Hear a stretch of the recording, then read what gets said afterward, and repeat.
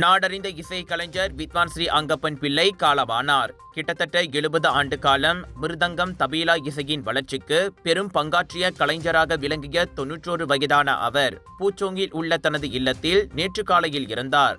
Johari சாலே தலைமையிலான RTM இசைக்குழுவில் 30 ஆண்டுக்கும் மேலாக இடம்பெற்றிருந்த ஒரே தமிழ் கலைஞராகவும் அவர் திகழ்ந்தார். அங்கப்பன் பிள்ளை 4 தலைமுறைகளாக இந்திய பாரம்பரிய இசை மற்றும் அனைத்துலக இசை அரங்கில் புகழ்பெற்ற இசை கலைஞராக திகழ்ந்தவர். 1920களில் அனைவருக்கும் நன்கு அறிமுகமான இசை கலைஞராக திகழ்ந்த இவரது தந்தை தங்கவேலு பிள்ளை அவர்களின் வழிகாட்டுதலின் பேரில் இவரது இசை பயணம் தொடங்கியது. அங்கப்பன் மிருதங்கம் மட்டும் இல்லாமல் தபீலா இசைப்பதிலும் கைதேர்ந்தவராக இருந்தார். 1991ஆம் ஆண்டு அனைத்துலக டோக்கியோ இசை விழாவில் ஜைனால் அபிடின் குழுவுடன் இணைந்து அந்த அணிக்கு கோல்டன் மியூசிக் அவார்ட் என்ற உயரிய விருதை பெற்றுத்தந்த பெருமையும் இவருக்கு உண்டு.